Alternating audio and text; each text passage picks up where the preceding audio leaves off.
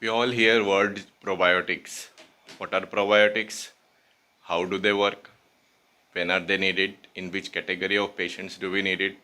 And how in obstetrics and gynec probiotics help us?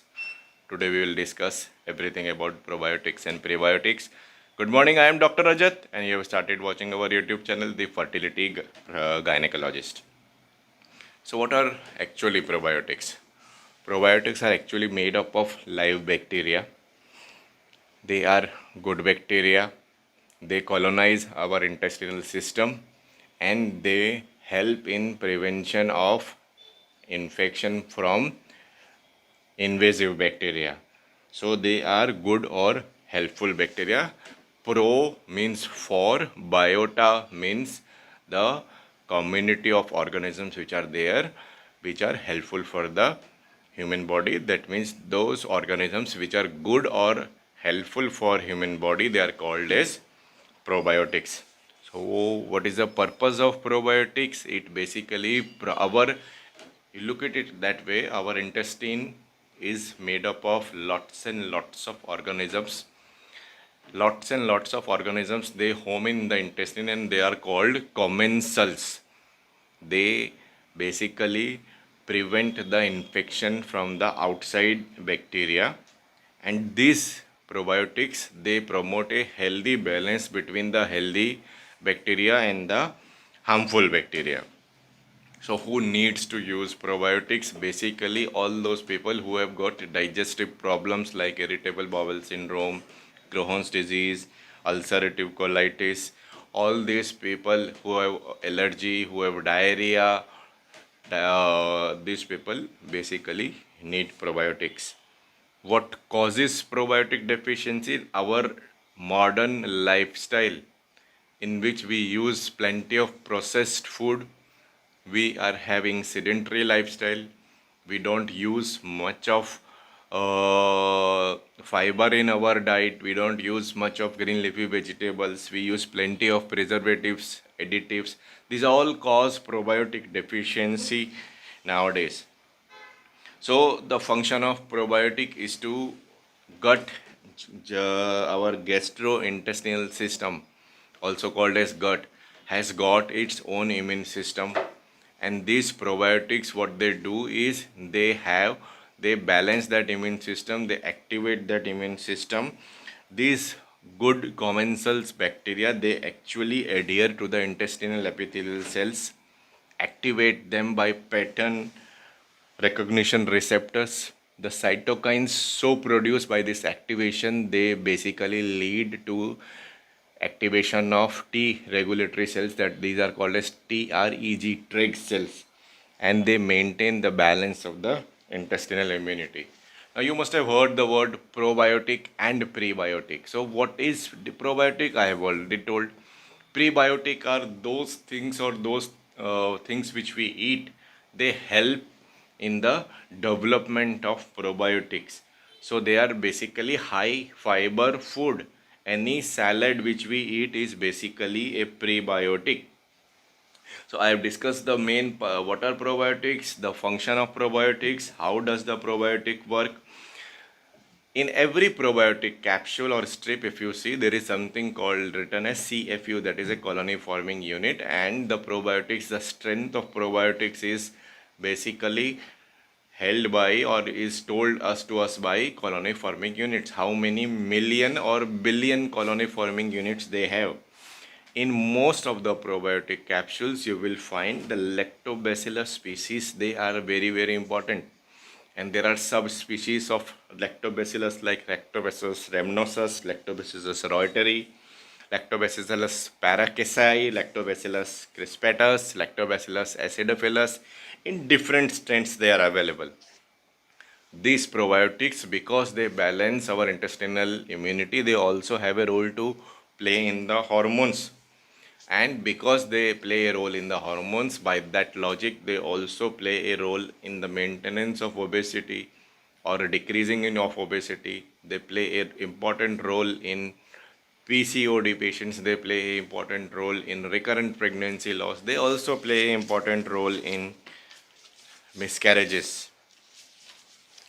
So Another question people ask, do probiotics play a role in fertility? Yes, definitely they do play a role in infertility. As I discussed before, they have a important role to play in the management of hormones.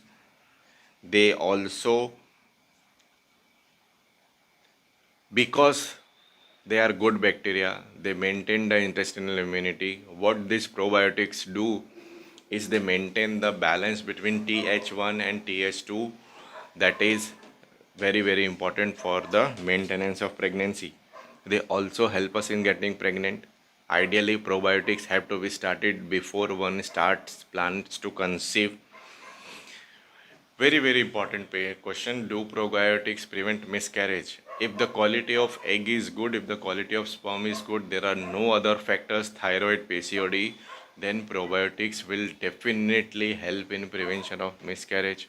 They will help in prevention of abortion. They will also help in prevention of mid-trimester preterm delivery pain, because any kind of vaginal infection, any kind of cervical infection, any kind of urine infection would lead to the release of cytokines that may lead to the preterm labor or a mid-trimester abortion. And probiotics, if given for good amount of time, they prevent the infection. They also prevent the occurrence of preterm labor.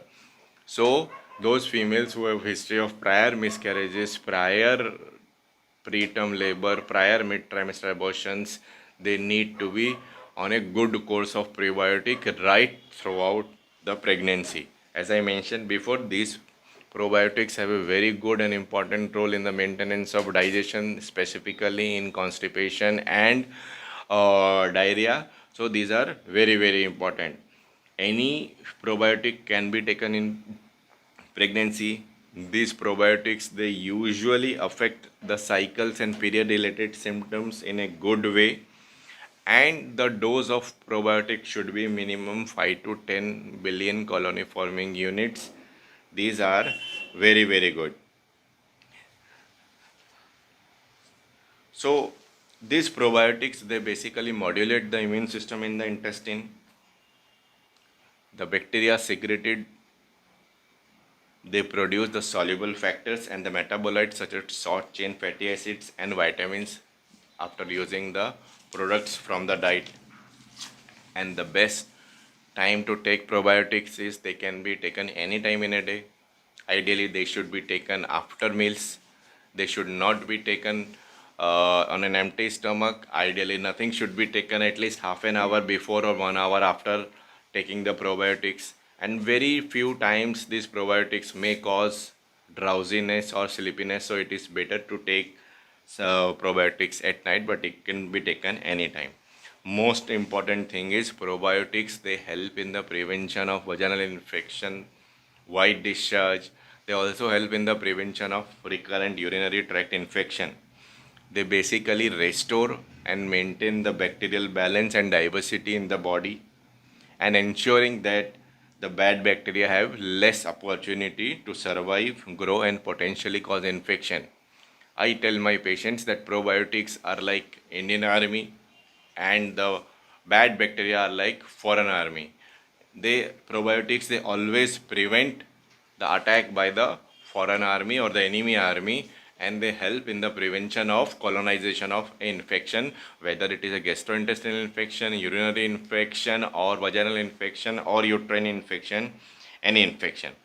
Usually probiotics do not affect sleep, but sometimes they have some effect on the neurotransmitters and the hormones like serotonin and melatonin. So they play a important role in probiotics.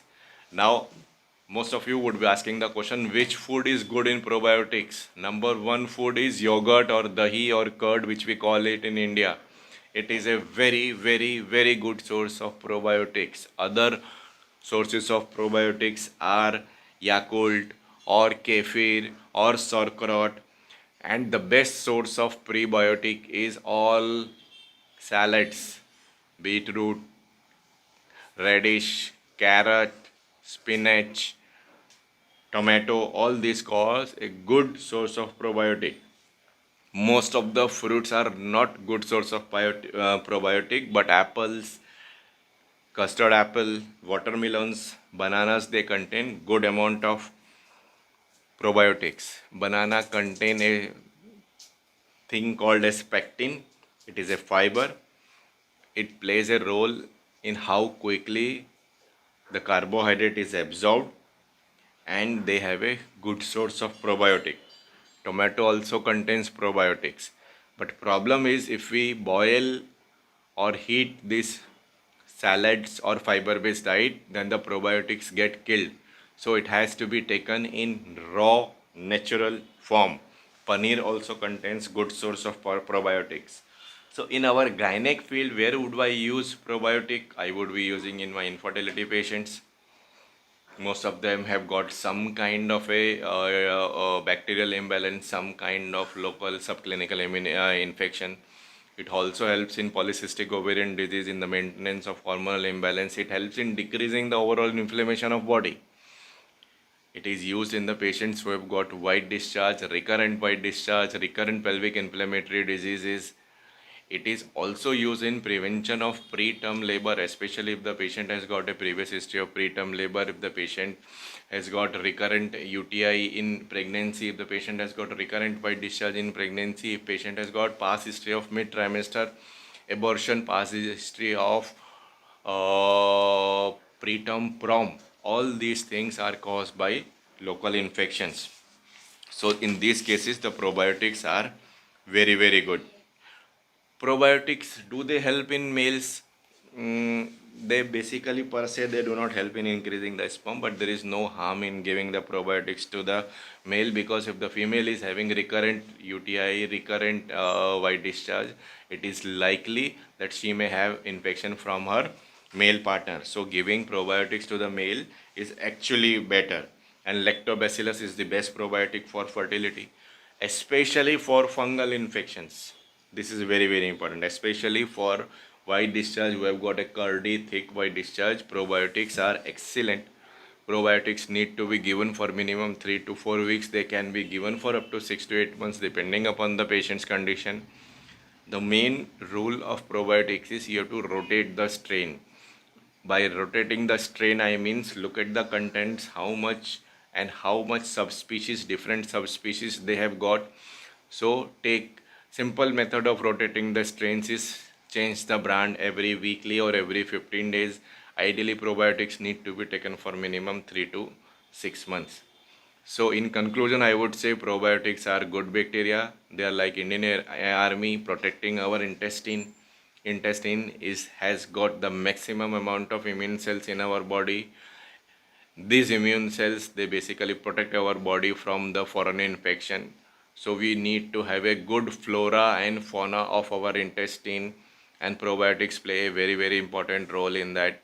Most of us, because of our modern lifestyle of stress, of eating preservative, additives, foods, decreased amount of fiber in diet, more processed food, have got imbalance in our gut flora, and these probiotics would help us in maintaining that balance. We make these videos with lots of effort, lots of passion. We request you to like the video, to subscribe to our channel, and kindly share the videos. Thank you. Namaskar. Bye bye.